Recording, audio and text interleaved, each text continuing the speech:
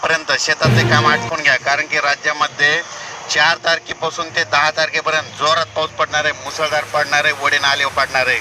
म्हणून हा अंदाज सगळ्या शेतकऱ्यांना लक्षात येतात. एकंदरीत परिस्थिती बघितली तर राज्यामध्ये आपण सांगितलं होतं की 27, 28, 29ला सगळीकडे चांगला पाऊस पडेल, म्हणून सगळीकडे राज्यात पाऊस चांगला झाला.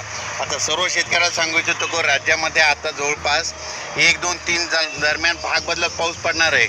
आता सरी येणार आहे, सरी पावसाच्या सुरुवात होणार आहे.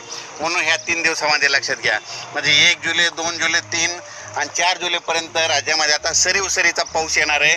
म्हणून हा अंदाज लक्षात घ्या. परत शेतकऱ्याला सांगू इच्छितो की राज्यात आता ह्या 3 दिवसात ज्यांना शेतीचे कामे आटपायचे तर त्यांनी आटपून घ्या, कारण की राज्यामध्ये 4 जुलैपासून ते 10-11 जुलैपर्यंत जोरदार पाऊस पडणार आहे, वडी नाले वाहणारा पाऊस पडणार आहे. ठिकठिकाणी छोटे तळे असतील तर त्याच्यामध्ये पाणी येणार आहे. म्हणून हा अंदाज लक्षात घ्यायचा. एकंदरीत परिस्थिती बघायची झाली तर राज्यामध्ये म्हणजे सध्या आता एकदम पाऊस एकदम बंद होणारच नाही, चालूच राहणार आहे. म्हणून हा अंदाज सर्व शेतकऱ्यांना लक्षात घ्यायचा. अचानक जर कधी वातावरण झालं तर लगेच एक मी ताबडतोब मेसेज देतच असतो, पण तरी परंतु सर्व शेतकऱ्याला सांगू इच्छितो ह्या 3-4 दिवसामध्ये 3 जुलैपर्यंत तुम्ही शेतीचे कामे आटपा, कारण की राज्यामध्ये 4 ते 10 दररोज वेगवेगळ्या भागात जोराचा पाऊस पडणार आहे. म्हणून हा अंदाज लक्षात घ्यायचा.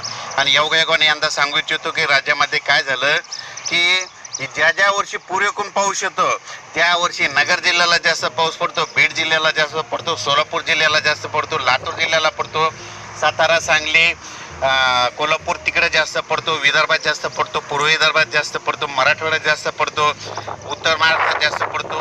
म्हणून हा अंदाज सर्व शेतकऱ्यांना लक्षात घ्यायचा.